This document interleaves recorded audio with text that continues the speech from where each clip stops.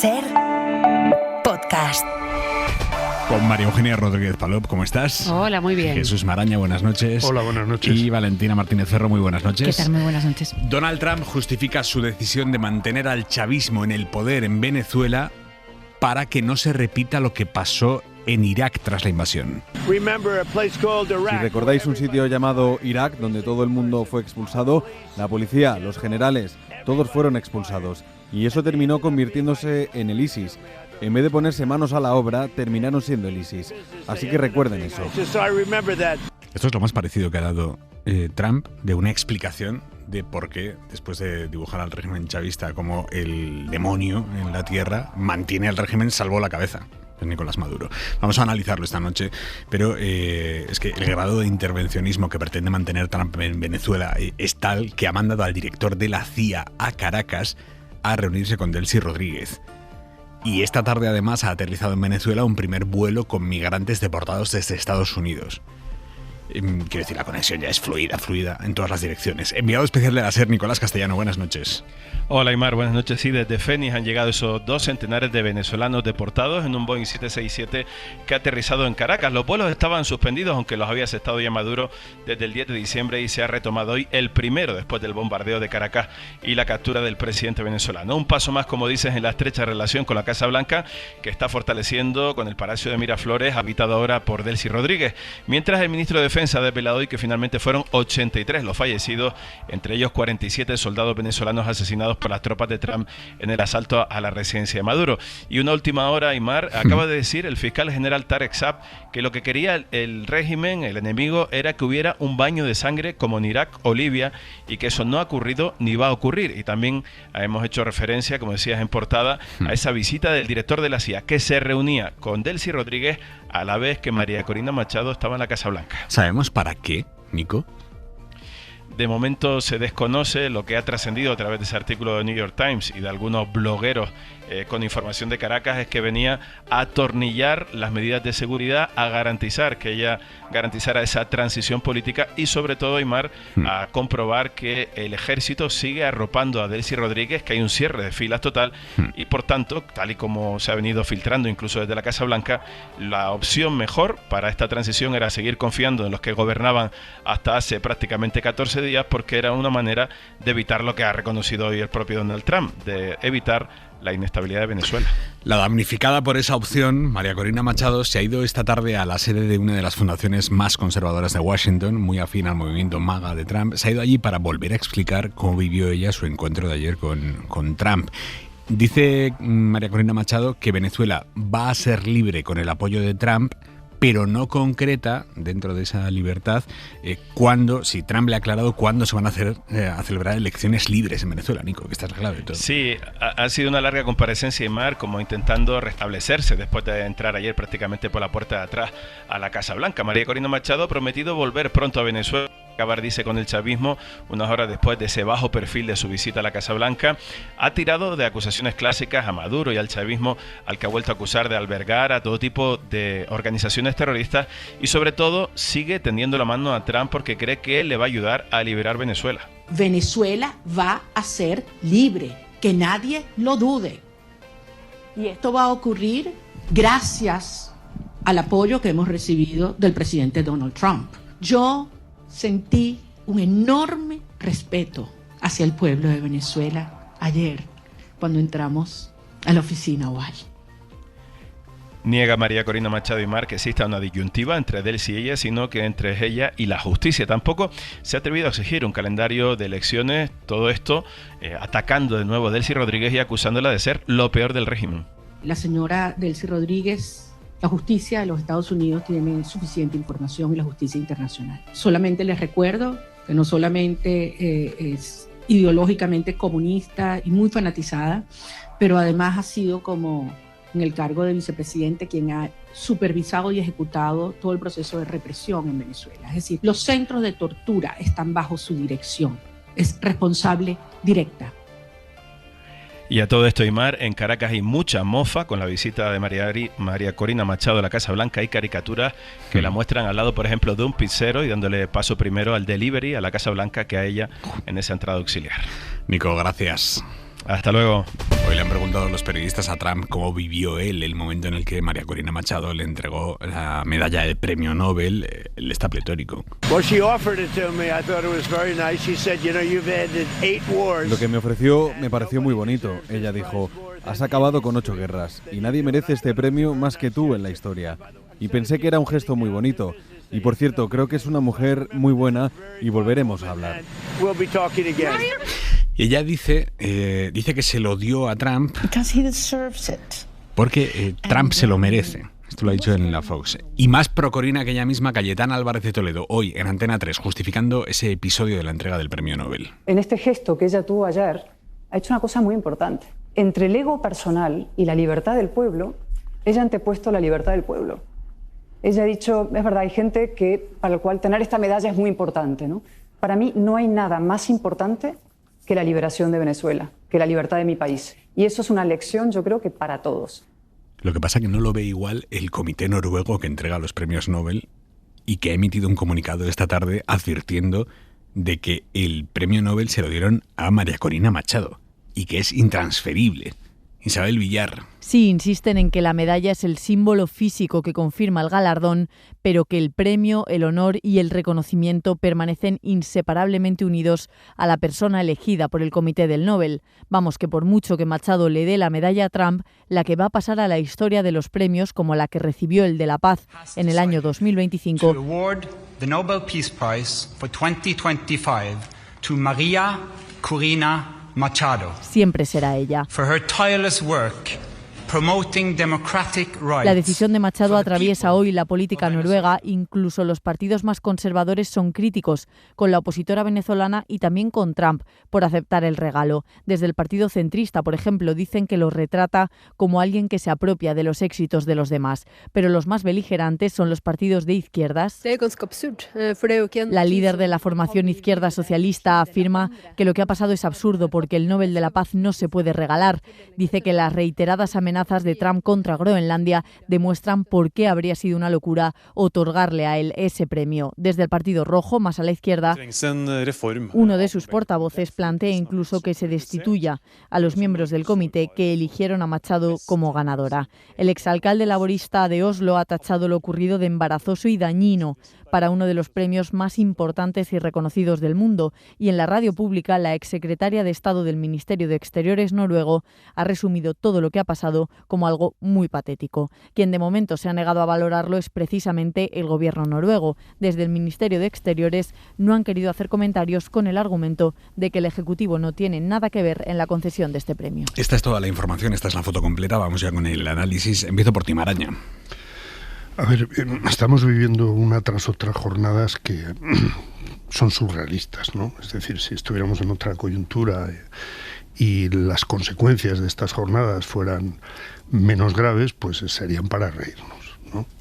Pero claro, están pasando cosas muy serias, ¿no? Lo que ha hecho María Corina Machado ayer es, yo creo, una triple humillación o una triple ofensa. En primer lugar, a sí misma. En segundo lugar, al pueblo venezolano. Y en tercer lugar, al Comité del Nobel y al prestigio que le pueda quedar al Premio Nobel de la Paz, ¿no? Porque claro, no tiene ningún sentido. Cuando ella misma, hace ya unas 10 días o 2 semanas, ya hizo el propósito, dejó caer que a lo mejor no tendría inconveniente en entregar el premio a Trump, claro, quienes más se identifican con ella dijeron, no, hombre, era una ironía. Es decir, estaba marcando distancias con lo que le obsesiona a Trump. Pues ahí están las distancias. Es decir, es una humillación absolutamente obscena, ¿no?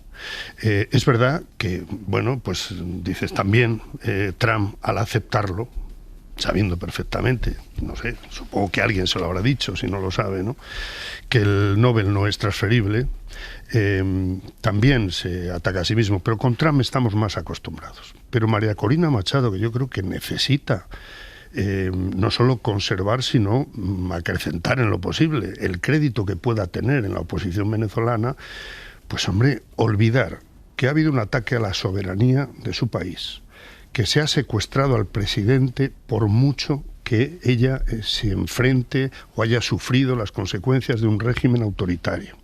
Ha sido un ataque a la soberanía y entonces arrodillarse ante quien ha cometido ese ataque y olvidando, por cierto, que ha habido un centenar de muertos, pues hombre, yo no creo que le beneficie ni que fortalezca su liderazgo. Valentina. Bueno, a ver, yo lo que creo es que si algo destaca o algo está acostumbrada María Corina es a tratar justamente con egos superlativos, ¿no? Lleva muchos años dentro de Venezuela tratando primero con Hugo Chávez y luego con Nicolás Maduro, con lo cual algo entiende, ¿no? de cómo plantarle cara, y que yo creo que es una persona que ha demostrado con los hechos pues la capacidad que tiene para sobrepasar las circunstancias, las anécdotas, ¿no? Lo menos importante, digamos, y pasar justamente a lo que sí puede tener una importancia fuerte para el futuro de su país. Y creo que en este caso lo que ha hecho es darle importancia a lo que tiene, ¿no? No ha entregado el premio Nobel, porque eso es imposible, como bien dijo la Academia, que es la única que lo concede, es la única que lo puede quitar, eso no es transferible. Lo que ha dado es la medalla, es decir, el objeto que representa ese premio, que no hay manera. Es verdad que lo que es curioso es que Trump lo haya acogido y además se lo otorgue como si eso, como un premio que no te han otorgado pero que te dan la medalla, es como si Nadal o el Madrid te da una de las copas, que no descartemos si algún día viene a España, ¿no? Que acabe yéndose a ver el Museo del Real Madrid, que le entreguen alguna de las copas que está allí, justamente porque demuestre que tiene interés en hacerlo, porque estamos ante un tipo que es este tipo de personalidades y que lo pide, lo ha pedido, ha dicho en varias ruedas de prensa que le haría mucha ilusión y que lo aceptaría, y por tanto pues ella ha hecho este gesto que claro, jugando con lo que estamos jugando, es decir, hablando de lo que estamos hablando, que es de una transición, de tener una transición a la democracia en un país que lleva 26 años subyugado y esperando, que tiene 8 millones de personas fuera, alguien que ha conseguido, por un lado,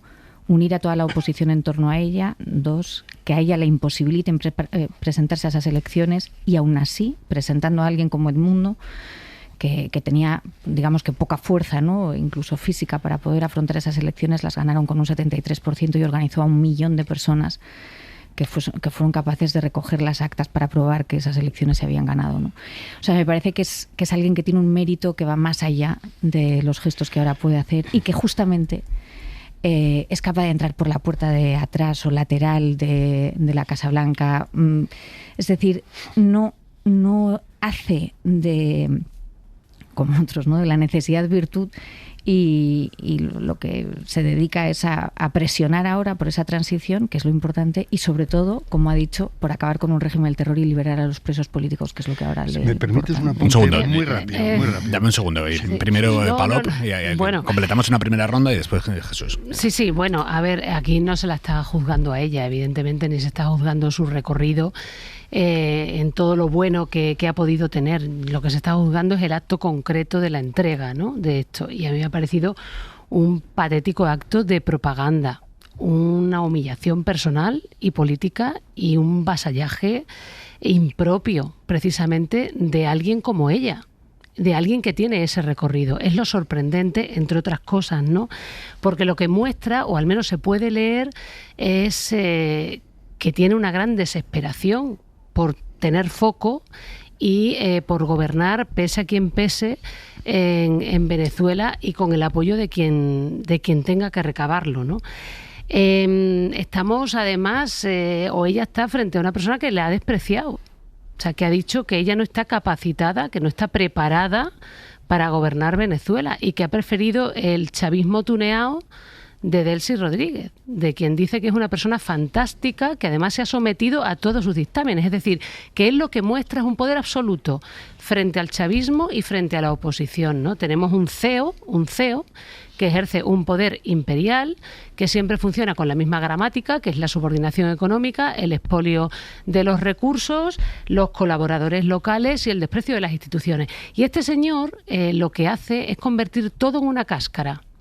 Ha convertido en una cáscara el premio Claro que el comité también se lo merece, tengo que decir, ¿no? Porque hizo una contorsión política y se le ha devuelto la misma moneda, ¿no? Se le ha pagado con la misma moneda. Pero es que además quiere acabar con todos los relatos, con todos los mitos, con todas las narrativas identitarias y plantear, pues aquello de el yo o la nada. Soy el yo o la nada. Nada más que yo.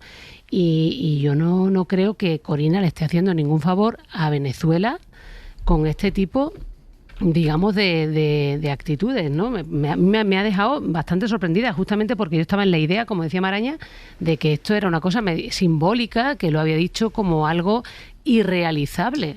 Entonces sí, me ha dejado bastante perpleja. No, solo quería añadir que si lo que buscaba de una manera muy generosa María Corina Machado es, pues someterse a esta humillación pública, ¿no?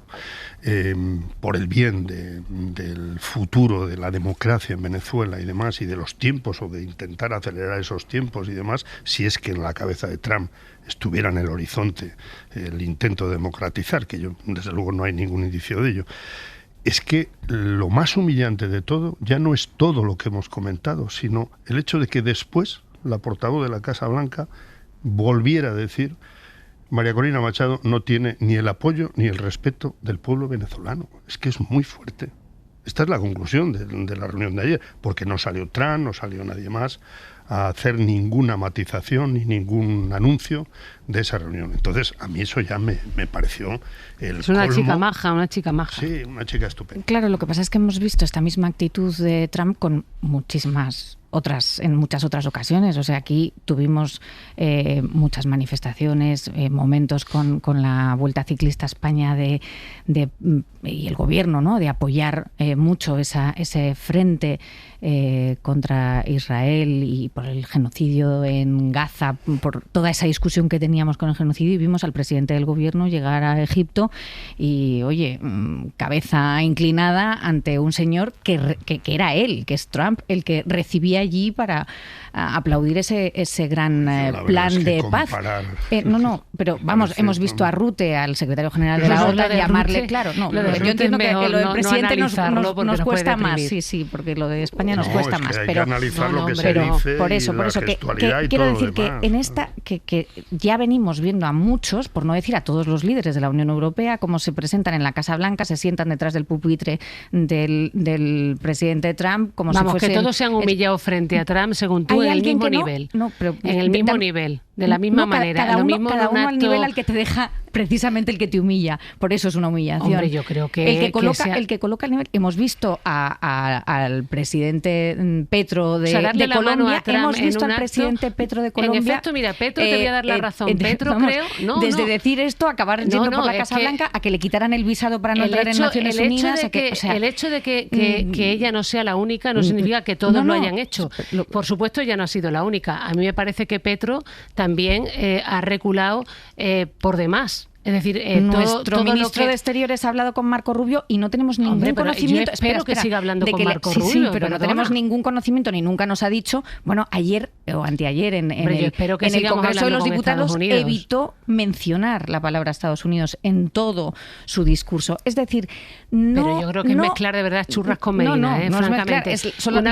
Una cosa es Petro, por ejemplo, que había hecho de la lucha contra el narcotráfico un eje central de una manera determinada y que ha decidido someterse a las maneras y a los procedimientos de Trump, y yo creo que en eso se ha equivocado. O no sé si se ha equivocado, pero desde luego sí se ha digamos resignado. Y otra cosa distinta es que tú vayas a un acto y le des la mano a Trump o sigas hablando con Marco Rubio, por Dios, eso no es una humillación, eso es algo que se espera que haga España y que haga la Unión Europea. Lo que estoy diciendo son los términos en los que se habla, es decir, que en la manera en la que nos dirigimos a la sociedad española parece que hablamos un de tú a tú y que nosotros, es decir, el gobierno de España le plantea los términos del debate exigiéndole, y luego, sin embargo, cuando se produce esa conversación conversación la reacción con el de gobierno Dinamarca de frente Trump en a absoluto. la eventual anexión de Groenlandia, ¿te parece la misma que la de Francia, la de Reino Unido, la de Noruega, la de España? Todos funcionan exactamente igual. La de España no, porque estamos España estamos esperando. De momento, hoy lo que hemos escuchado es como Donald Trump amenazaba con imponerles aranceles a los países que no apoyen su plan para quedarse con Groenlandia. Mensaje a los líderes europeos que están cerrando filas efectivamente con Dinamarca. Washington, Sara Canals, buenas noches. Sí, buenas noches. Es una amenaza que de momento ha lanzado en condicional durante un acto sobre sanidad y medicamentos en la Casa Blanca, y allí ha reiterado otra vez que necesita Groenlandia por cuestiones de seguridad nacional. And I may do that for Greenland too. I may put a tariff on countries if they don't go along with Greenland, because we need Greenland for national security. So I may do that. Este era el momento. Aranceles a los países que se entremetan en sus planes con respecto a Groenlandia. Veremos si esto se acaba materializando, pero de momento esta es la primera vez que recurre a su arma favorita, a los aranceles, como una vía para hacerse con la isla, y se suma a sus opciones ya conocidas como comprarla o recurrir al ejército. De momento, Aimar, más allá de estas amenazas, la realidad nos deja con los frutos de la primera reunión de esta semana entre el vicepresidente J.D. Vance y el jefe de la diplomacia, Marco Rubio, y los ministros de Exteriores de Dinamarca y Groenlandia, que viajaron aquí a Washington y que, pese a las diferencias abismales, acordaron crear un grupo de trabajo conjunto para encontrar una solución que respete las líneas rojas de los daneses y que beneficie a ambas partes. Veremos en qué se traduce también todo esto. Hoy lo que hemos visto, Sara, es cómo esta ambición de Trump por quedarse con Groenlandia, sea como sea, por las buenas o por las malas, ha empezado a dividir incluso a los republicanos. Hay algunos que empiezan a alzar la voz, pocos, pero hay algunos que empiezan a alzar la voz, incluso yendo a Dinamarca a decir que no están de acuerdo con lo que está haciendo Trump. Sí, son pocos. Son 2 republicanos junto a 9 demócratas, un grupo bipartidista, pero es un viaje relevante porque se han ido allí a Copenhague y han querido básicamente solidarizarse con el gobierno danés ante estas amenazas. Quieren agradecerles el hecho de que sean un socio sólido y fiable. Lo escuchamos. And our goal is to just thank the Danes for having been Así lo explicaba el senador demócrata de Connecticut, Chris Coons. Es el que lidera este pequeño grupo, y un viaje de 2 días donde también buscan dejarles muy claro que se oponen a intimidar a un socio de la OTAN, como hace Donald Trump. But bluntly also to assert that we don't think threats against a trusted NATO ally are constructive or necessary. Decía que no lo ve ni constructivo ni necesario. Sara, gracias, buenas noches. A vosotros. Y decíamos que España sigue sin concretar si nuestro país va a enviar también militares a esa misión simbólica que están impulsando en Groenlandia. Los países del norte de Europa, junto con Francia, junto con Alemania, junto con el Reino Unido.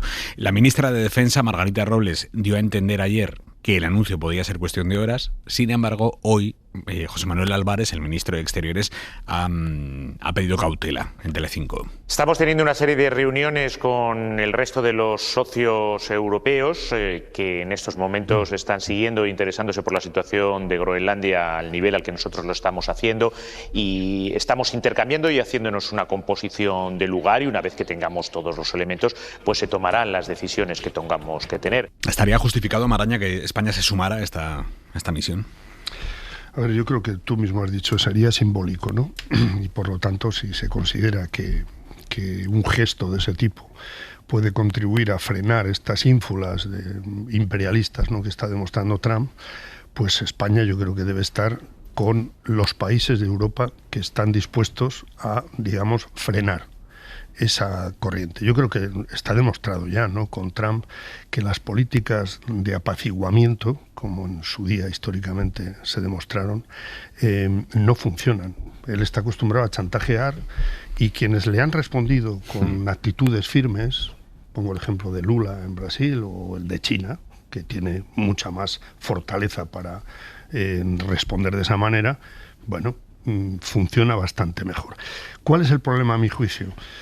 Que yo creo que Europa se está equivocando en ese sentido en la senda de todo esto. A ver, es simbólico, pero al final, ¿cuántas fuerzas están allí trasladadas en soldados? 37, creo, a día de hoy. Claro. A ver, simbólico, muy bien. Pero todos sabemos que el interés principal de Trump no es de tipo militar. De hecho, se ha inventado las excusas de la seguridad, de que allí están tomándolo China o Rusia, etcétera. No hay ningún indicio de esto hasta donde sabemos, ¿no? Vuelve a interesarse por los recursos, ¿no? Y los minerales que se pueden sacar de allí y establecer allí centros de datos con el funcionamiento por energías renovables que en Groenlandia sobran, ¿no? Bien, todo eso es un interés clarísimo. ¿Qué nos falta a mi juicio? Y esto va más allá de las actitudes que pueda estar teniendo cada país, y me parece bien que España esté en una actitud, digamos, más contundente que hasta ahora, al menos en las palabras, en los gestos, ha tenido el resto de la UE.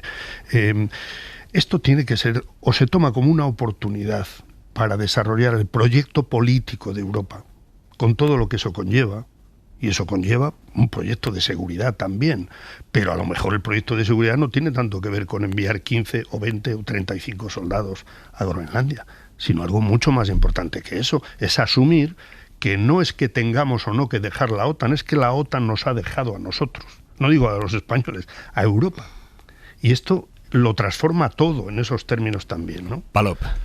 Bueno, yo creo que de una manera coordinada y organizada no tendríamos por qué oponernos a una presencia simbólica de militares allí. Lo que pasa es que estoy de acuerdo con Jesús. Creo que la cuestión de la presencia militar para asegurar la protección y la defensa de Groenlandia, pues no es la cuestión, ¿no? A mí me parece que Europa tiene que recurrir más a palancas económicas y de carácter comercial. Por ejemplo, pues suspendiendo o congelando acuerdos comerciales, bloqueando el acuerdo arancelario Unión Europea-Estados Unidos, intentando controlar tecnología sensible, porque allí, como también ha dicho Jesús, lo que hay es posibilidades de inversión en recursos, en energía y en comunicación, y posibilidades además de intentar buscar alianzas con Rusia, precisamente, y debilitar las posibles alianzas entre Rusia y China. Es decir, que yo creo que la línea va claramente por otra vía, ¿no? Está Rusia como para que busquemos alianzas con ellos. No nosotros políticamente, sino las empresas estadounidenses con empresas rusas. Valentina. ¿Tú quién eres? Tía, que estoy de viernes. Valentina. No lo entiendo, por eso te ayudo. A ver, mirad, yo es que lo que creo es que parte del problema es justamente lo que estáis expresando, es que es la idea de tener una presencia militar simbólica. Esto es lo que creo que es la clave de parte de lo que está pasando en el mundo y del mundo que estamos afrontando hoy, que es el mundo del siglo XXI, ya no es el mundo del siglo XX. Nada de todo lo que hemos visto hasta ahora nos sirve para interpretar el nuevo mundo en el que estamos. Nos guste o no, la verdad es que a nosotros no nos gusta, o sea, entre otras porque nos está costando mucho entenderlo, ¿no? Y cuando hablamos del Ártico y del control del Ártico, hablamos de unas nuevas rutas marítimas, hablamos precisamente lo que Trump y Estados Unidos está diciendo es el control que pueden tener China y Rusia sobre esta parte del mundo, y es quién asegura el control de esa parte del mundo. Y lo que le está diciendo a Europa es, señores, ustedes no son capaces de asegurar esta, de dar... Sí, o sea, de asegurar que esta parte del mundo esté controlada por ustedes. Y lo que vamos a hacer es nosotros. ¿Y por qué dice esto? Porque llevan años, este no es el primer presidente de Estados Unidos que lleva en la OTAN diciendo los europeos no quieren pagar por su seguridad y nos la tienen alquilada, ustedes tienen que empezar a ser responsables de ustedes mismos. En esa tesitura, claro, mandar tropas de manera simbólica es parte de algo que tenemos que ser capaces de asumir como Unión Europea, que ya no. Que esto de la Unión Europea es el animal herbívoro en un mundo de carnívoros, pues es que a lo mejor tenemos que aprender a ser carnívoros. O si no, claro, el problema que tenemos es que no podemos pedirle al carnívoro que no nos coma. Sí, pues es una muestra de debilidad, en porque realidad. Claro, entonces creo que hay una parte de todo esto que nos cuesta afrontar ese debate, que nos cuesta pensar en que tenemos que pagar por la seguridad, que nos cuesta pensar que mandar tropas o mandar gente y decir que no tienen que poder ejercer lo que tiene que hacer un ejército cuando defiende un territorio es, creo que, engañarnos a nosotros mismos y engañar a la gente. Y me parece que esto o lo empezamos a abordar con la seriedad y la profundidad y la madurez que requiere este tipo de mundo en el que estamos y de mundo en el que, o sea, tenemos a Ucrania como tenemos y no podemos seguir diciendo que defendemos a Ucrania sin darles las capacidades para poder defenderse. Bueno, de hecho Ucrania forma parte del problema porque muchos lo que no quieren es que Estados Unidos deje tirada a Ucrania y están intercambiando Groenlandia por Ucrania. Yo creo que tenemos que defender sin duda la integridad territorial de Groenlandia como país miembro de la Unión Europea. Lo que me pregunto, y la primera vez que hablamos aquí de esto, es ¿cómo lo vamos a hacer? Es decir, ¿cómo lo vamos a hacer de manera efectiva? Si Trump decide anexionarla, ya no comprarla, porque comprarla, como bien han dicho, hoy tiene resistencia interna y la resistencia interna es pero que eso también se compra. Pero el dinero, claro, pero para poder desbloquear los fondos necesita del apoyo del Senado y del Congreso. Entonces, ahí hay un cierto contrapoder en el dinero. Otra cosa es que se la anexione. Pero en el caso de anexionarla, ¿qué es lo que podríamos hacer de verdad? La Unión Europea no puede ser una presencia simbólica y no puede ser emitir un comunicado y no puede ser emitir un comunicado muy rotundo. Se puede hacer poco y esa es la realidad. Yo creo que hay que ser honestos, ¿no? A mí me parece que si Estados Unidos decide anexionarse Groenlandia o decide comprar voluntades, aunque ahora mismo hay un 85% de la población que no quiere ser de Estados Unidos, pero estamos hablando de 57.000 personas, vamos, claro, que es la ciudad de Mérida, bueno, pues es que todo eso es bastante fácil de desmontar. ¿Qué se puede hacer frente a esto? Pues ahora mismo, en este momento preciso, dentro de aquí a un año, nada. Pensar y aprender mucho. Yo creo que la discusión y el debate sobre la defensa en Europa sí que se ha dado y se lleva hablando de un ejército europeo desde hace mucho, pero bueno... Sin capacidades. Pero bueno, digo que se ha planteado, ¿no? Y es verdad que la suma de nuestros ejércitos y el potencial militar que nosotros tenemos en este momento es muy insuficiente para confrontar pues a quien ha sido tradicionalmente un aliado, que es Estados Unidos. Aparte de que la OTAN, si va a ser un canal de comunicación y de imposición de los intereses de Estados Unidos, pues pierde también mucha credibilidad, ¿no? Jesús. Bueno, es que esto se analiza como si esto lo hubiera elegido Europa. Es que yo creo que no se puede perder la perspectiva de que quien ha decidido que las fichas estén como están colocadas es Trump. Sí, pero... Y es su, no solo Trump, sino su documento de estrategia de seguridad nacional. Y está clarísimo algunas de las prioridades que tiene. Entonces, a lo mejor resulta que la madurez a la hora de analizar esto es no caer en la trampa de que todo se solucione con efectivos militares. Porque en algún momento habrá que empezar a poner ante el espejo que este es un pulso entre demócratas y antidemócratas. Entre quienes queremos, y creo que es una mayoría europea todavía, ¿no?, sostener la democracia y profundizar en ella y tener un proyecto político propio que nos dé un papel en el mundo, y quienes ya han cedido la gestión y las decisiones políticas en manos de tecnomillonarios, petroleros, etcétera, etcétera, porque esta es la realidad. Y el interés de Groenlandia también está en esas manos. Entonces, en algún momento habrá que preguntarse, oiga, ¿todos estos empresarios son demócratas? ¿Están defendiendo la democracia? ¿O están inmediatamente poniendo los colmillos para morder la presa que les brinda Trump porque es el jefe? Bueno, el martes que viene, el día 20, se cumplen un año, el primer año del retorno de Trump a la Casa Blanca, un año en el que de puertas para afuera está haciendo todo esto que estamos contando, y de puertas hacia adentro es el presidente con la popularidad más baja en 70 años, mientras el coste de la vida allí en Estados Unidos sigue igual de disparado que en los años de Biden. Ha desplegado al ejército en varias ciudades gobernadas por demócratas, ha lanzado redadas contra inmigrantes en todo el país, ha intentado, y en muchos casos ha conseguido, someter a las universidades, a los bufetes de abogados, al mundo de la cultura, a los medios de comunicación, a los presentadores de los late nights. No es fácil condensar este primer año de la segunda etapa Trump, pero esta semana hemos asistido a un episodio muy concreto que encierra en un solo gesto la concepción del poder que tiene el actual presidente de Estados Unidos.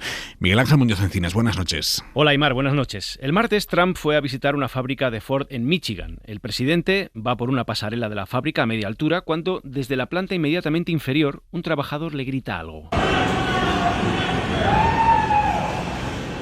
Este fue el momento que a duras penas se entiende porque las cámaras y los móviles que grababan estaban lejos. Es un vídeo de unos pocos segundos que pueden ver en cadenaser.com. Le grita Pedophile Protector, protector de pedófilos. Esas únicas palabras. Trump lo oye, se gira y señalando con el dedo al trabajador masculla 2 veces "fuck you", que te jodan, y acto seguido le hace una peineta. Es un gesto que en España ya resulta ofensivo, pero en Estados Unidos está considerado como la bomba nuclear de los gestos insultantes. Ese gesto, esa peineta, condensa como ninguno todo lo que Trump y su manera de ejercer el poder han representado en este año desde que volvió a la Casa Blanca. Luego volveremos al gesto, pero vamos a centrarnos por un momento en el trabajador. Se llama TJ Sabula, tiene 40 años y ha sido suspendido de empleo y sueldo por Ford. The Washington Post habló con él tras el incidente. Dice que no se arrepiente de nada y que le llamó protector de pedófilos porque Trump está intentando tapar todo el escándalo de Jeffrey Epstein, el pederasta que fue su amigo íntimo y que se suicidó en la cárcel en 2019. De hecho, ese grito y el gesto de respuesta del presidente han sido objeto de análisis en todas las televisiones. Stephen Colbert es el presentador del Late Night con más audiencia. Dejará de serlo en mayo porque Trump pidió su cabeza a los dueños de la cadena y se la concedieron, no le renovaron el contrato. El grito del trabajador de Ford a Trump llevó a Colbert a hacerse esta pregunta. Where are the Epstein files? ¿Dónde están los papeles de Epstein? ¿Dónde están? Y recordó que Trump se comprometió a publicar esos documentos, que firmó en noviembre una ley para publicar los papeles de Epstein, algo que tendría que haber sucedido a mediados de diciembre. Sin embargo, un mes después apenas se ha publicado nada. Por eso, decía Colbert, parece como si Trump fuera... ¿Cómo era la frase? What's the phrase? Pedophile protector. Un protector de pedófilos. El trabajador que gritó a Trump se describe políticamente como independiente. Dice que no le ha votado nunca, pero que sí ha votado a otros candidatos republicanos. El caso es que ha recaudado más de $300.000 en una plataforma de donaciones llamada GoFundMe desde su grito. La Casa Blanca ha reconocido la veracidad del episodio. Ha asegurado que un lunático estaba gritando obscenidades y que la respuesta de Trump fue apropiada e inequívoca. La última vez que un mandatario estadounidense utilizó ese gesto fue hace 50 años. Nelson Rockefeller, entonces vicepresidente de Gerald Ford, hizo la peineta a unos estudiantes universitarios que le increparon en Nueva York en 1976. Si hubiera que hacer una anatomía de ese instante en la fábrica de Michigan, ese dedo corazón enhiesto envasa el profundo desprecio que siente Trump por todo aquello que se interpone en el camino de su santa voluntad o le sitúa ante el espejo de sus incoherencias, ya sean jueces, periodistas, instituciones, países soberanos, países aliados o países rivales. Hace justo 10 años, en plenas primarias republicanas, Trump dijo que sus votantes son los más leales. I have the most loyal people. Did you ever see that? Where I could stand in the middle of Fifth Avenue and shoot somebody and I wouldn't lose any voters, okay? Que podría pararse en medio de la Quinta Avenida de Nueva York, disparar a alguien y no perdería ni un solo votante. En este año, Trump ha podido ejercer un poder prácticamente sin límites, entre otras cosas porque los republicanos controlan las 2 cámaras del Congreso. En 9 meses y medio se van a celebrar las elecciones de mitad de mandato. Entonces veremos, Aimar, si los votantes empiezan a poner algún freno a Trump, como señalan ahora las encuestas, o si su base sigue siendo tan leal como para validar el año de la peineta. Lo veremos. Gracias, Miguel Ángel. Hora 25. 11 menos 20, 10 menos 20 en Canarias. Esta noche termina la campaña electoral en Portugal para las presidenciales de este domingo, que son las más inciertas en mucho tiempo. Los portugueses van a elegir el domingo al presidente del país, no al primer ministro, al presidente del país. Y es el sucesor, por tanto, de Marcelo Rebelo de Sousa, que lleva 10 años ahí presidiendo Portugal. Y todo apunta a que el candidato de la extrema derecha puede ganar el domingo en primera vuelta. Ya eso sería algo sin precedentes. El candidato apoyado por Chega, es el partido hermano de Vox en Portugal, ganando en las urnas, aunque después haya que ir a una segunda vuelta y ahí ya el voto pueda unificarse en torno al candidato socialista, eso ya lo veremos. Pero la posibilidad de que este domingo gane el candidato de extrema derecha es muy, muy real. Portugal, corresponsal Brais Suárez. Día muy lluvioso, pero con todos los candidatos en la calle disputándose el voto útil porque la cosa está ajustadísima. Hasta 5 tienen opciones de pasar a la segunda vuelta, que se da prácticamente por garantizada y que sería la primera en 40 años. He venido a elevar el nivel político del debate en Portugal, ha dicho esta tarde tras un mitin el socialista José Seguro, favorito que reapareció tras 10 años sin intervenir en la política. Es el antagonista de su rival directo, André Ventura, ultraderechista, que quiere reventar las instituciones y que promete de todo a pesar de que este puesto no tiene funciones ejecutivas. Hemos hablado de salud, de combate a la corrupción, de veteranos, de fuerzas de seguridad. Hablamos del país, ha dicho en Lisboa, sabiendo que tiene pocas opciones de ganar ganar en la segunda vuelta.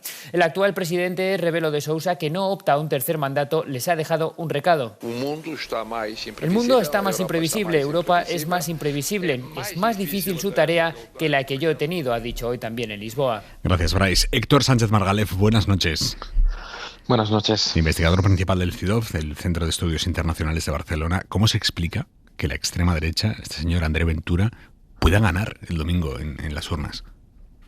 Bueno, yo creo que a estas alturas no nos puede sorprender del todo, porque al final, bueno, la política portuguesa, como le ha pasado a la española, se ha europeizado y ahora no hay país europeo sin su partido de extrema derecha alrededor del 15-20%.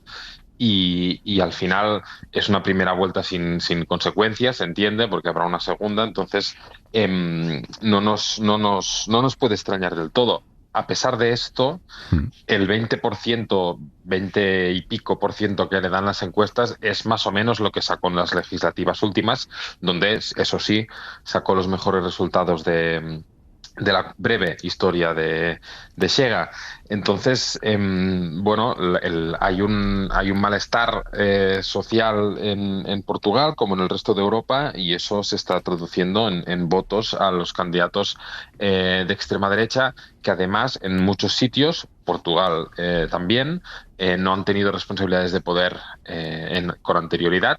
Por lo tanto, no son responsables, digamos, del desaguisado que pueda haber en la sociedad portuguesa. Ese malestar social del que nos hablabas, que puede cristalizar este domingo en la victoria del candidato de extrema derecha, ¿de dónde surge? ¿Es un malestar económico? ¿Qué tipo de malestar social es?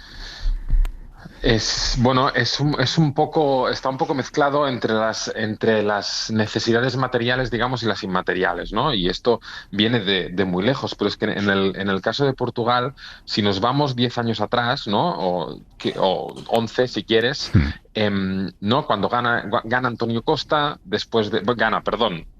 queda en segundo lugar, pero consigue formar un gobierno con los comunistas y el bloque de izquierda. Salimos de la crisis, Portugal está saliendo de la crisis económica, y ante las dudas que despierta un gobierno socialista apoyado por fuerzas de extrema izquierda, Costa mantiene, ¿no?, las contas certas, ¿no? Unas cuentas que cuadran, no aumenta el gasto público, y Portugal de golpe se convierte en el ejemplo casi a seguir de Europa, una economía que funciona con un gobierno socialista apoyado por dos fuerzas de izquierdas.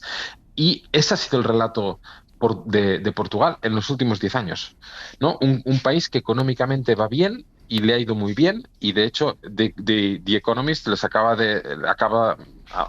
no sé si acaba, pero vamos, hace poco les ha nombrado la mejor economía de Europa. Y sin embargo, lo que siente y nota la población está muy lejos de esto. Hay un problema, continúa habiendo un problema de fuga de cerebros, que esto ya es histórico portugués. Tienen un sistema de salud completamente machacado después de años de crisis y recortes, y que no ha recibido inversión pública. Entonces, las condiciones de los maestros están por los suelos. Los servicios públicos en general, están debilitados. Por lo tanto, por muy bien que vaya la macroeconomía, la microeconomía, los portugueses lo están notando. Esta es la parte... Sí. Dime, perdón. Te iba a preguntar si trascendiendo incluso los servicios de los que estamos hablando, y si hay un cuestionamiento de la democracia como tal en Portugal. Bueno, es que al final los dos partidos responsables de la democracia, de gobernar Portugal desde el restablecimiento de la democracia, son el Partido Socialista y el Partido Socialdemócrata, que en Portugal es el de centro-derecha. Entonces, lógicamente, los responsables últimos, o sea, a ojos de la ciudadanía, los responsables últimos de la situación política y económica y social de Portugal son estos. Entonces, es hasta cierto punto lógico que la gente muy enfadada quiera darle una patada al sistema. Y ahora mismo quien le da esta patada al sistema es André Ventura. A pesar de que sea un tipo que ha alabado la dictadura militar, por ejemplo. Bueno, es que también decía una una politóloga portuguesa que la extrema derecha no se explica tanto por el tema de la demanda, sino por el tema de la oferta, ¿no? Y entonces estas pulsiones extremoderechistas o de extrema derecha, esta ideología nunca desapareció del todo, ¿no? Éramos muy inocentes pensando que, ¿no?, que existía la excepción ibérica. En cambio, André Ventura, o sea, ha sido capaz de movilizar ese sentimiento. Hay una parte de Portugal, igual que hay una parte en España, que no hizo la transición hacia la democracia. Y simplemente era... O sea, André Ventura ha conseguido sacar a mucha gente de la abstención.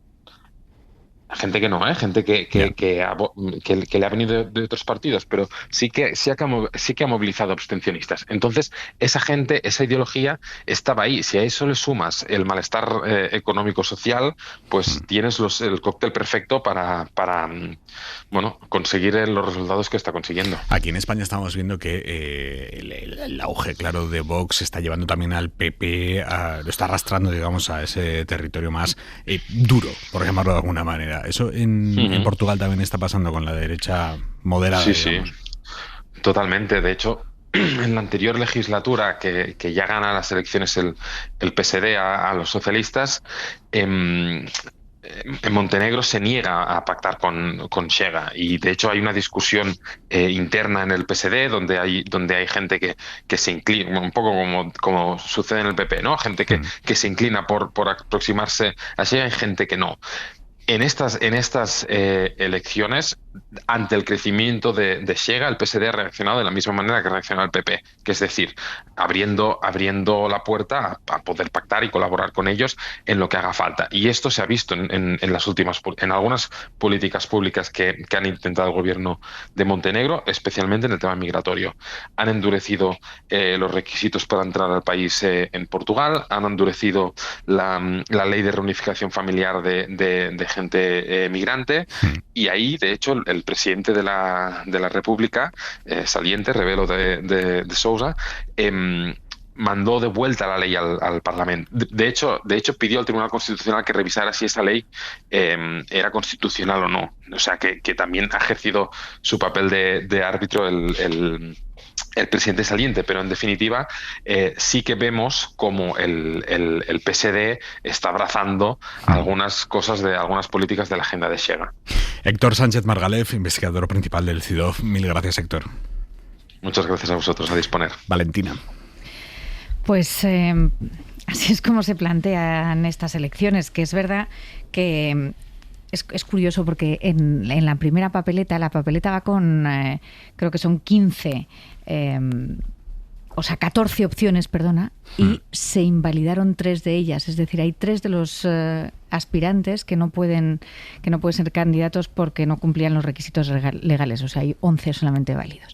De estos 11 hay 5 que pueden pasar a segunda vuelta. Es verdad que André Ventura, con ese 20%, que es exactamente el mismo porcentaje que ha tenido en las elecciones legislativas, él en realidad se presenta a estas elecciones, entre otras, para poder mantener ese electorado que tenía, ¿no? Y mantener un poquito el pulso, seguir dando notoriedad y tener un poco de repercusión pública. Y poco a poco, claro, ese 20% en competición con todo el resto le puede hacer pasar a segunda vuelta, y es verdad que todo el mundo da por hecho que en segunda vuelta no gana el 50%, más del 50% del apoyo, que es lo que se necesita. Es verdad que este es un régimen semipresidencial y sí tiene competencias importantes un presidente de la República Portuguesa, es decir, exacto, o sea, que disuelve la Asamblea, destituye al gobierno, como ha hecho Rebelo de Sousa este año, veta leyes, puede fijar la fecha de las elecciones, indultar a presos, y además, en este momento importante, es jefe de las Fuerzas Armadas. O sea que no es una elección poco importante. Es verdad que esa segunda vuelta sería muy importante quién se enfrenta a él, ¿no? Quién es la primera fuerza. Parece ser que los dos que compiten de verdad o que tendrían opciones es el Partido Socialista y el PSD, que el PSD portugués, que es el homólogo al PP aquí, el centro derecha, es quien gobierna con Luis Montenegro. Y como bien nos ha contado el experto de CIDO, todo esto tiene una repercusión también para esos apoyos parlamentarios que puede tener el PSD con Chega en la Asamblea, vamos, en el Congreso. Valentina, joder, ¿cómo estoy? María Eugenia. Bueno, pues yo escuchaba a este experto y he leído algunas cosas más, y igual que ocurre con el resto de las extremas derechas, no encuentro ninguna explicación definitiva, al menos de carácter racional, que explique, o sea, que sea contundente y convincente. Más que pensar que las emociones están jugando en política cada vez un rol más elevado y que somos incapaces de calibrar el peso que tienen en la política, porque este señor que plantea el fin del régimen de abril, que hace alusiones permanentes a la dictadura de Salazar, lo que pretende es desactivar completamente el relato que ha dado identidad, la narrativa identitaria de todo un pueblo, ¿no? Y dejarnos pues sin pasado, o dejar en este caso a Portugal, a ese pueblo portugués sin pasado y en una especie de vacío existencial que no sé, que les tiene que llevar necesariamente a la nostalgia, ¿no? A la nostalgia de un pasado muy pasado, ¿no? O sea, no sé, no acabo de... que además que nunca va a volver, ¿no? Y por otra parte, esa alusión permanente que hace a destruir directamente las instituciones, ¿no? Porque está diciendo abiertamente, yo desde la presidencia no voy a ejercer lo que se espera de mí. O sea, no voy a ejercer como se ha ejercido hasta ahora esta presidencia, ¿no? Voy a establecer vetos, voy a usar la plataforma para inflar a Chega, voy a presionar a los gobiernos y corremos también el riesgo de que se normalice pues todo el discurso antiderecho, el desprecio por las minorías, porque es claramente antigitano, ¿no? Profundamente racista. La Fiscalía le ha abierto causas por tener carteles electorales estigmatizantes de las minorías. Esta normalización del discurso, realmente, ¿cómo la conseguimos explicar? Maraña. Sí, a ver, claro, lo que estáis apuntando ahora es que nadie tiene la receta, ¿no? Y es tan difícil, ojalá la tuviéramos. Pero a mí me parece que un paso importante, porque eso sí que es similar en Portugal y en España y en otros países, es entender que el pulso no está ya en los ejes derecha e izquierda, sino en los ejes democracia, autoritarismo, o populismo, o extremismo, como lo queramos denominar a todo eso, ¿no? Porque hay distintos ejemplos, incluso en estas elecciones para la presidencia portuguesa. Está también este militar, que es muy curioso el fenómeno, ¿no? Que también tiene alguna posibilidad de pasar a la segunda vuelta, Gouveia de Melo, que era el responsable de la vacunación en Portugal, un militar, y que además descartó, obviamente, cualquier aspiración política, pero finalmente se presenta y está, en las encuestas está bien situado también, y claro, son fenómenos que indican estos tiempos en los que cualquiera que pueda tener un discurso que mezcla el populismo, la antipolítica y mensajes que tocan las emociones, puede triunfar, ¿no? Entonces, a mí me parece que cada vez vemos más señales de que el fracaso de los movimientos democráticos ante todo este fenómeno que está pasando es precisamente el de no ser capaces, que no seamos capaces de cargar de contenido la democracia, de dar soluciones a los problemas de los que se están aprovechando todos estos movimientos para lanzar mensajes de brocha gorda que luego son imposibles de llevar a cabo, o no, porque establecen aspiraciones en algunos temas como la inmigración o, por supuesto, la negación del cambio climático, de la desigualdad, de la violencia de género, en fin, tantas cosas, ¿no? Bueno, es que estamos emplazados, yo creo que como demócratas, a llenar eso de contenido. Y no se está entendiendo. Desde la derecha se compite directamente y se compra el marco, incluso se copian discursos y, de momento, ahí vemos el resultado, ¿eh? El auge que está teniendo aquí y en Portugal, la extrema derecha y en otros sitios. Y desde la izquierda no se termina de hilvanar un contenedor de discursos y de acciones, ¿no?, que vayan más allá de demostrar que se puede avanzar y progresar con medidas más sociales, ¿no? Ahora vamos con la izquierda española, que está también para ponerle un lazo. Seguimos en Hora 25. Mucho cuidado mañana con las lluvias en el Mediterráneo. Jordi Carbó, buenas noches. Buenas noches. Es una situación que casi seguro va a complicar mucho el panorama en el Mediterráneo. Especial atención en el área del Estrecho, en Baleares, pero sobre todo en Cataluña. Para que nos hagamos una idea, desde ya mismo, de aquí a una hora, empezará este episodio, hasta el domingo a última hora, en muchos observatorios se van a superar los 100 litros por metro cuadrado, acercándonos a los 200 en muchos casos, en un sitio que ya ha llovido mucho en los últimos meses, es decir, el terreno está completamente anegado de agua, y eso quiere decir que los ríos van a crecer de manera muy significativa. En el Pirineo la nevada también será destacable a partir de unos 1.500 metros. En Baleares también alguna tormenta descargará con fuerza, y en la mayor parte del país la tendencia a lo largo del fin de semana va a ir a ser una mejoría.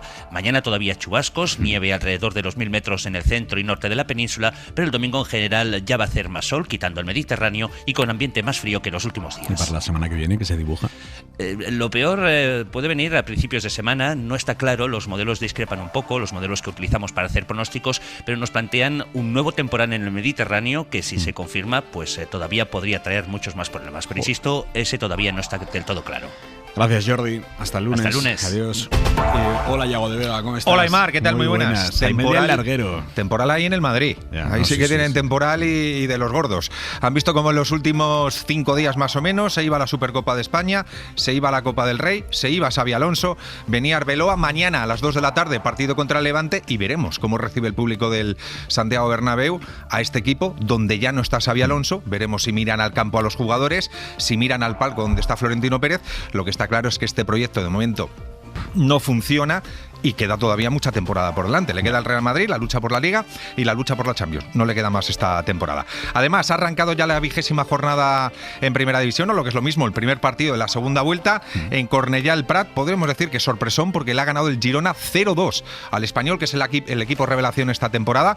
A pesar de todo, el Español se mantiene quinto con 34 puntos y el Girona, además, que empezó fatal la temporada, enlaza 3 victorias consecutivas y se aleja de la zona complicada de la clasificación, es noveno con 24 puntos. Y también vamos a hablar de baloncesto, Euroliga. Hemos tenido clásico y en este caso le ha ganado el Real Madrid de paliza al Barça de 19 puntos, 80-61. Hasta luego, ya. Hasta luego, chao. Adiós. Decía que está la izquierda para ponerle un lazo. Hoy Izquierda Unida ha dado por amortizado el proyecto de Sumar y pide nuevas coaliciones para este ciclo político, especialmente para las próximas elecciones generales, sean cuando sean. Esto lo ha defendido Antonio Maillo, bueno, lo defiende, lo ha dejado por escrito en el informe político que va a llevar mañana a la reunión de la Coordinadora Federal de Izquierda Unida, va a defenderlo allí. Josué Coello, buenas noches. ¿Qué tal, Aimar? Buenas noches. No es la primera vez que Antonio Maillo cuestiona el proyecto de Sumar como el paraguas que aglutina distintas formaciones de izquierdas, pero sí es la primera vez que lo hace de una forma tan explícita y en un momento como el actual, inmersos en un nuevo ciclo político. En el documento que el líder de Izquierda Unida presentará mañana y al que ha tenido acceso la cadena SER, Maillo da por superado a Sumar como coalición con una crítica a su funcionamiento y aunque sin citarla al liderazgo de Yolanda Díaz. Dice el informe que Sumar es un instrumento que no ha sido capaz de aglutinar al conjunto de las organizaciones políticas y personas conjuradas para evitar un gobierno de PP y de Vox. En este documento ya aborda posibles nuevas alianzas y asume que para el 27 la izquierda tendrá que recomponerse, destacando que su formación ya trabaja con el resto de partidos que están en el gobierno, Comuns, Más Madrid y Movimiento Sumar, para alcanzar acuerdos. Acuerdos que, según añade, busca incorporar a más gente. Esta última frase, aunque sin hacer referencia directa, buscando tender puentes con Podemos. Hemos preguntado en el entorno de Yolanda Díaz cómo ha sentado este informe y minimizan su importancia. Nos dicen que respetan las opiniones de una formación como es Izquierda Unida, pero recalcan que no deja de ser eso, opiniones políticas. Recuerdan que la líder de Sumar nunca se ha cerrado a cambiar el proyecto y destacan que lo importante no es lo que digan los partidos, sino la acción legislativa del Ejecutivo. Una idea parecida que hoy en La Sexta recordaba Mónica García. Y yo quiero dar un mensaje de tranquilidad al espacio progresista, porque estos partidos políticos que configuramos la constelación de Sumar, llevamos muchos meses trabajando en algo que creo que es inédito en este país. Y es que las fuerzas progresistas, en vez de trabajar unas contra otras, juntas, trabajamos juntas, cohesionadas, fraternalmente. En este documento político, Aimar, Antonio Maillo también pide cambiar el nombre de Sumar y se desmarca del PSOE, a quien acusa de no haber querido asumir la agenda social del gobierno. Gracias, Josué. ¿Qué os sugiere esta reflexión de Antonio Maillo certificando el fracaso de Sumar porque no ha servido para aglutinar a la izquierda, que es una cosa objetiva? Palop, ¿cómo lo ves tú? Tú además que lo has vivido desde dentro. Bueno, yo creo que lo que se ha planteado y no estoy segura, pero yo creo que lo que se plantea más es dónde uno no quiere estar, más que a dónde uno quiere ir.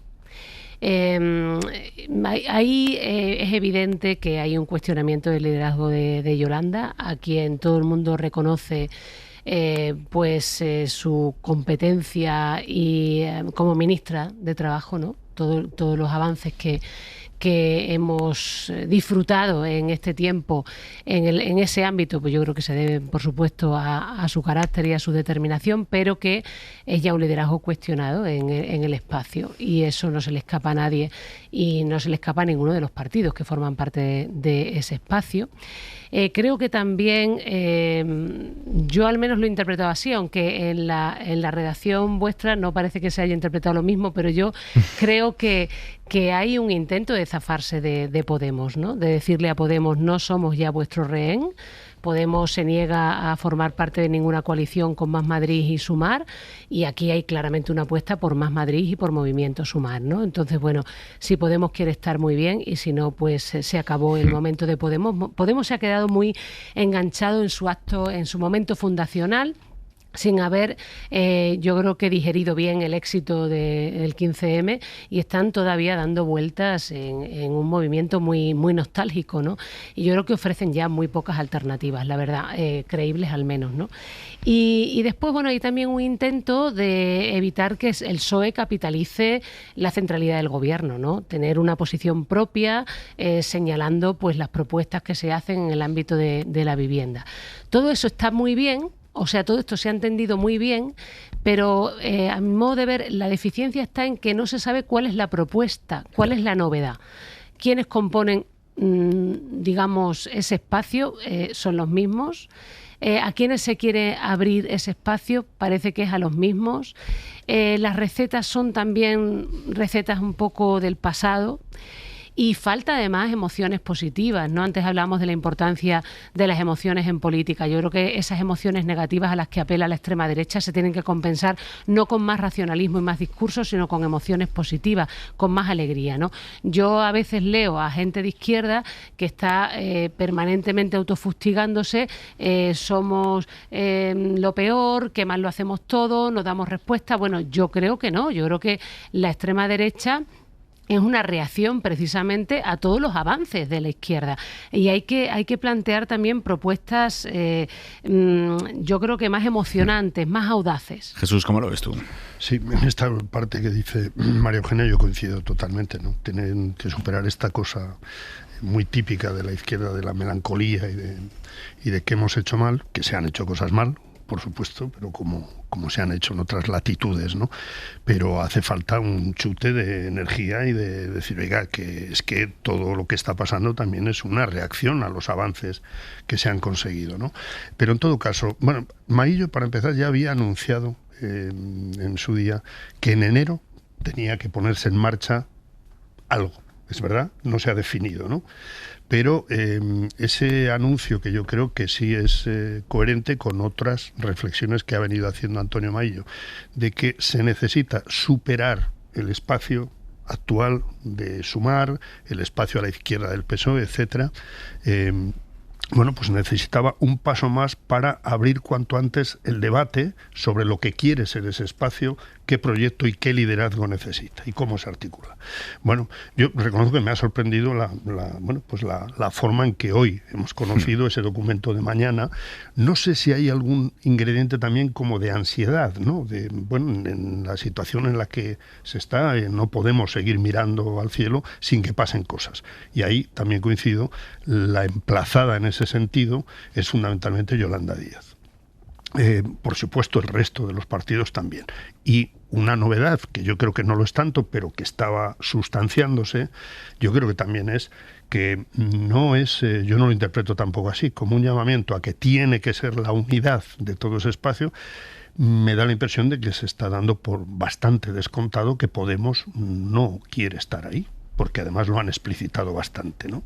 Entonces, bueno, se va a intentar, lo que se pretende es pulsar, si hay una posibilidad, una fórmula de remotivar a ese 1,5 millones, más o menos, de cifras gruesas de votantes que ahora mismo están en casa, que ahora mismo están absolutamente desmotivados, y ver si eso puede reflotarse con propuestas, con liderazgos nuevos y con un mensaje que no puede salir, a mi juicio, y yo creo que eso parece que está bastante extendido y asumido, no puede salir de ninguna de las familias, por decirlo así, que hasta ahora han estado implicadas en todas esas tensiones que han surgido en ese espacio, ¿no? Por lo tanto, queda mucha tarea, ¿no? Y quizás está la ansiedad de, oiga, si se pierden meses, cuando además el calendario electoral tampoco está muy claro, ¿no? Bueno, pues conviene ponerse las pilas cuanto antes, y yo creo que este es el paso que ha dado Maillo, más allá de otra circunstancia que hay que entender, que es que cuando surgió todo el impulso de todo ese nuevo espacio, después del 15M y con el nacimiento de Podemos y demás, digamos que Izquierda Unida se quedó como bastante descolgada, por decirlo así, o se le despreció, cuando es la fuerza que tiene más infraestructura, tiene más historia, tiene más militantes. Es la única etcétera, que puede etcétera, liderar, ¿no? ahora mismo. Y por lo tanto así. tiene sentido que Maillo reivindique ese papel. Valentina. Sí, poder territorial también, ¿no? Organización en esto lo hablamos cuando fue el resultado de las elecciones de Extremadura, en donde, bueno, esa candidata en Extremadura justamente lo que tiene es un resultado muy sorprendente, y yo creo que el hecho de tener elecciones autonómicas en el horizonte, ¿no? de Aragón, de Castilla, León y de Andalucía también, bueno, provoca todo esto que hasta ahora está en el marco del reparto del poder un poco, ¿no? De quién es quién. Rufián propuso también ese espacio de frente amplio de izquierda que habría que configurar, no sabiendo muy bien qué es lo que se quiere hacer, pero yo creo que una de las cosas que ocurre también es el coste altísimo que está teniendo para el espacio a la izquierda del Partido Socialista o la izquierda radical esta estancia en el gobierno, ¿no? O sea, el ser parte del gobierno y tragar alguno de los sapos llamando más... a Sumar izquierda radical. Bueno, por eso, pero bueno, no le voy a llamar extrema izquierda, o quieres que me le da igual. El espacio izquierda a la izquierda del PSOE. Izquierda a la izquierda del PSOE. Bien. La izquierda radical es otra cosa muy distinta. Bien, pues entonces, izquierda a la izquierda del PSOE o extrema izquierda, porque como la que habla soy yo. No, desde luego. Sí. Pero si es que esos adjetivos bueno, siempre hay que preguntar, pero ¿en comparación con quién?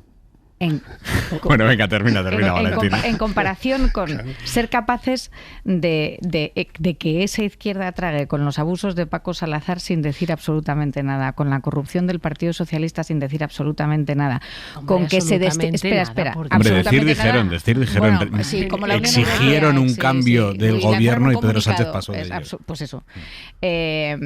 Sin tener ningún tipo de acción, vamos a llamarlo así, mejor que la expresión, sin tener ningún tipo de acción dentro del gobierno, con el embargo de armas a Israel que se supo a principios de año en aquel Consejo de Ministros, y con los 2.000 millones que se ha dedicado a la defensa, que también ellos estaban en desacuerdo. Es decir, programáticamente no todos. Creo que está pasando una factura importante, como tiene que ser, y que lo interesante va a ser cómo se articule todo ese espacio justamente desde el punto de vista programático, después de tener todas estas pues incongruencias en los principios, ¿no? que les está pasando justamente factura.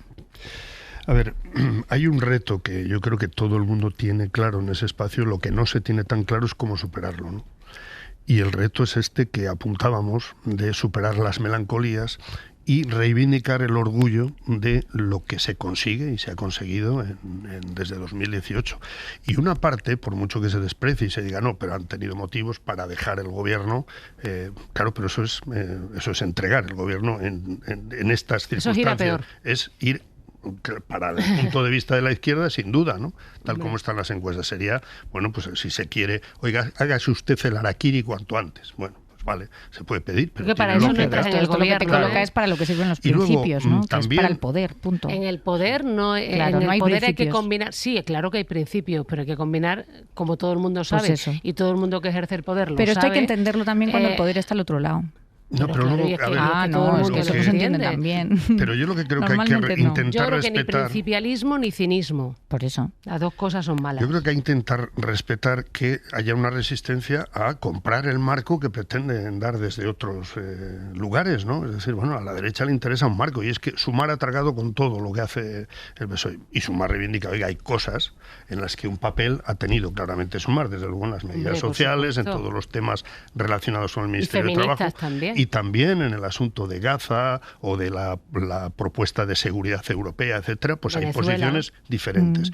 Y segundo, asúmase que no tienen las mismas posiciones, eso es así. Se querría, no, pues como no están de acuerdo, sepárense. Oiga, es que una coalición es lo que es, no es ir al fin del mundo unidos de la mano, ¿no? Y en esto yo creo que también tenemos que ir acostumbrándonos a esto, ¿no?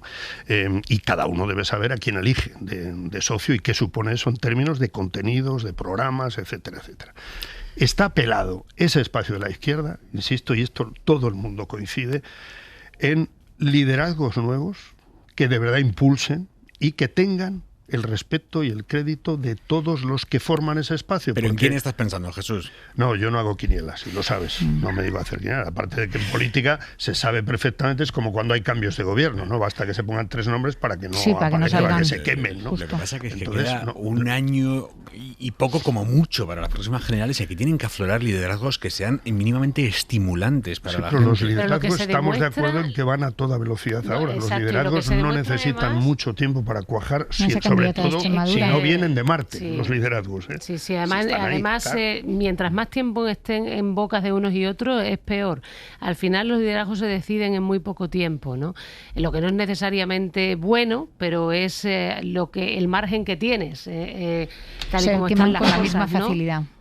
Bueno, o no, pero digamos no se queman antes de empezar a ejercer, ¿no?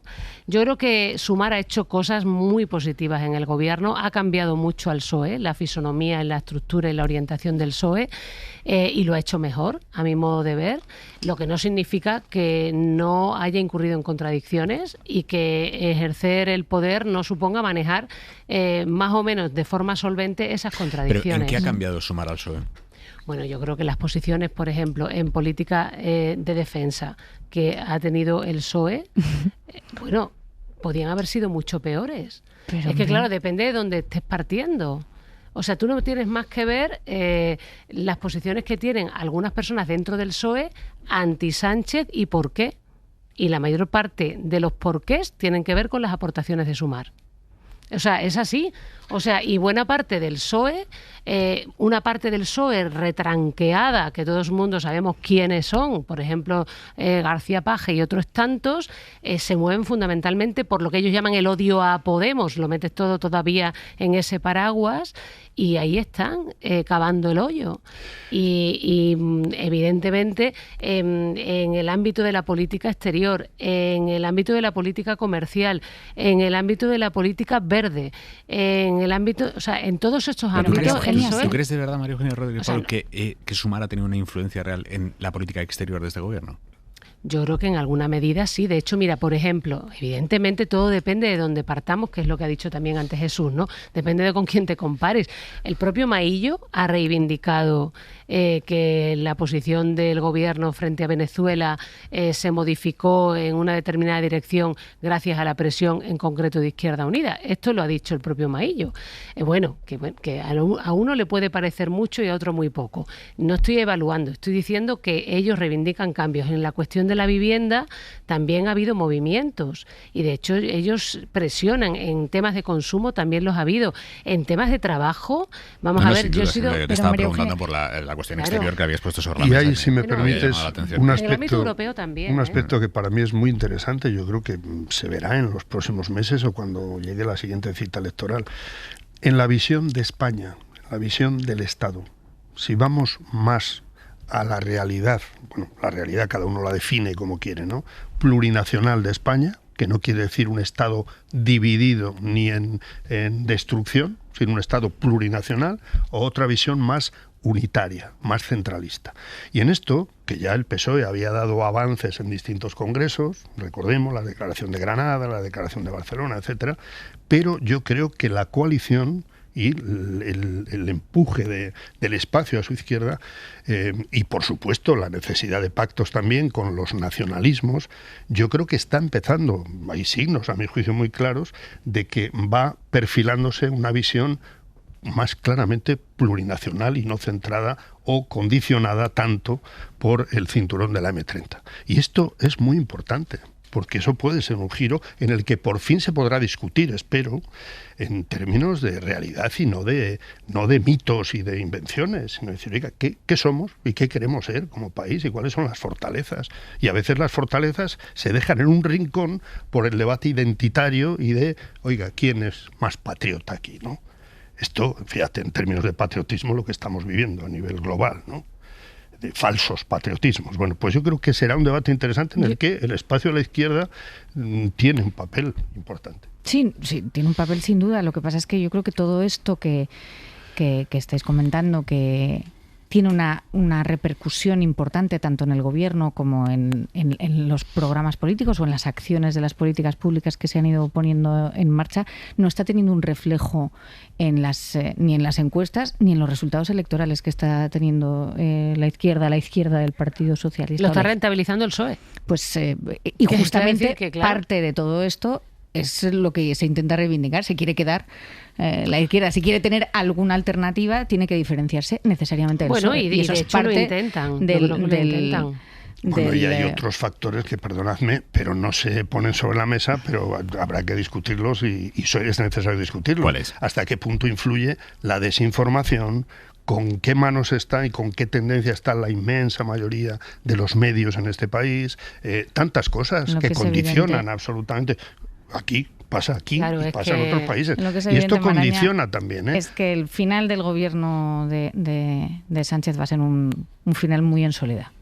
Esto es lo que poco a poco se va revelando en cada uno de los pasos que vamos dando a ese año y medio que queda para cumplir. Porque yo no anticiparía eso de una manera tan clara. Francamente, me parece que viendo que Feijóo no levanta cabeza, parte de porque es que no levanta cabeza este señor. Por eso se convocan elecciones. Si no levantase cabeza, ¿tú crees que no habría elecciones? Bueno, no, eso es otro tema, esa es otra pregunta. Pues, pero lo que quiero decir es que yo no veo a Sánchez directamente derrotado. Absolutamente. Bueno, no derrotado, yo lo que digo es que se da en soledad, que es parte de lo que pasa en un desgaste tan fuerte como este, en donde los socios ya están diciendo que aquí hay que diferenciarse y que hay que diferenciarse de una manera muy clara. Pero los socios siempre se han diferenciado y se han querido diferenciar. Pero es lógico que... Y luego a medida que es importante ponerlo en relevancia. A medida que se acerca una fecha de elecciones, siempre se establecen más distancias entre los partidos que están en el mismo espacio ideológico, como pasa en la derecha también.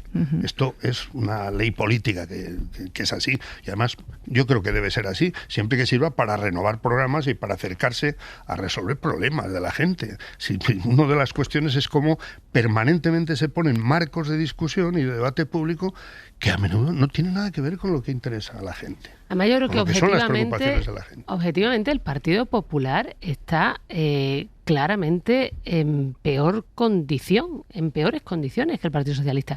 No solamente porque no consiguen levantar cabeza a pesar de todo, es que están perdiendo votos y desangrándose en favor de Vox. Se ha visto en Extremadura y ya veremos lo que veamos en Aragón. Una encuesta quitando el CIS que diga que el PP está en peores condiciones que el PSOE ahora mismo. No, lo que quiero... Vamos a ver, digo, dadas las circunstancias, estamos hablando de que están en la oposición, de que no gobiernan, de que no están...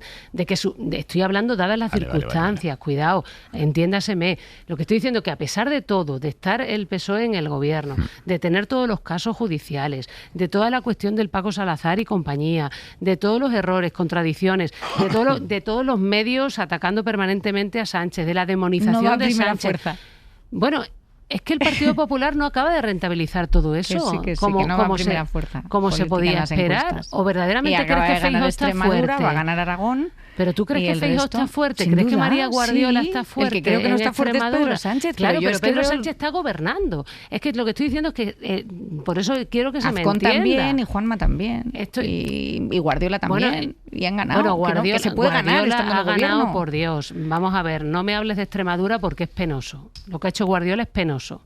A todas lo que luces. ha hecho Gallardo es perfecto. Bueno, sobre todo Gallardo, por supuesto, pero es que una cosa no me lleva a la otra. Es que una cosa es gobernar y otra cosa es no gobernar. Si tú no gobiernas, debes estar necesariamente más fuerte, más articulado, más unido, más potente y desde luego con más recorrido. Y no se ve eso en el Partido Popular. El Partido Popular se ve, de hecho, bastante preocupación con el liderazgo de Feijóo. Bueno, pues no sé.